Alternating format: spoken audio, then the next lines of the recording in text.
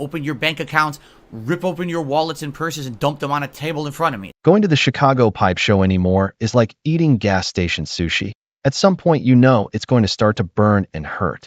I know I once busted on all of you for sitting in the smoking tent all weekend, but recently I've been thinking, what actually changes at the show each year? How many times do we need to watch a blending demo by Jeremy Reeves? Or how many years in a row do we need the Chinese pipe culture seminar? Yes, the Chinese pipe culture is worth a watch in my opinion, but do we need it every single year? You know, all these so-called tobacco trade groups and marketing agencies that show up are all the same. They tell you how great they are, but they all lack one thing. They don't show you results or success stories.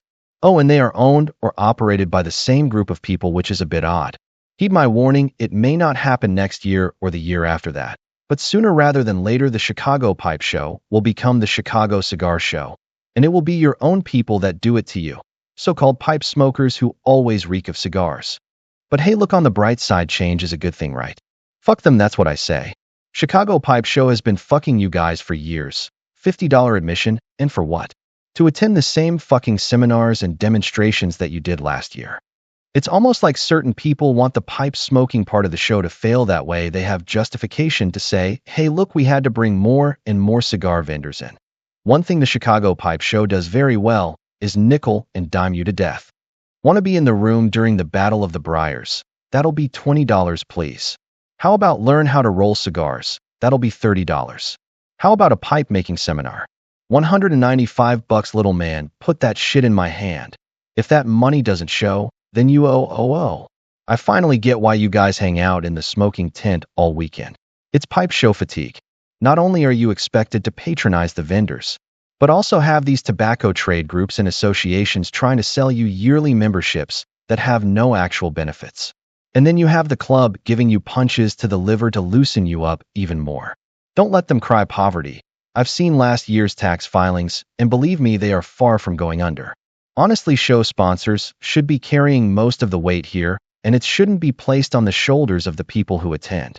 This year had 22 show sponsors. Maybe juice these corporate sponsors a bit more instead of trying to take every last penny you can from the little guy.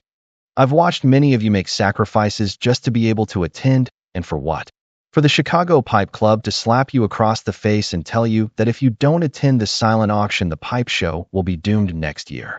Yeah, okay. Sure thing. I can't be the only one. Someone else out there has to be looking at this and saying, wait a minute here. I know what a lot of people are going to say, that this year's attendance was double what it was last year as reported by Pipes magazine. If you think that those people were there to buy pipes and pipe tobacco, then I have a nice bridge to sell you. Here's a hint. The mobile cigar lounge shouldn't have been the highlight of the weekend at a fucking pipe show. I've been watching a lot of videos on the show, and let me tell you, people are excited for next year, and it ain't the pipe people. I'm going to leave you all with a quote. Sometimes it's easier to take something over than it is to start your own thing.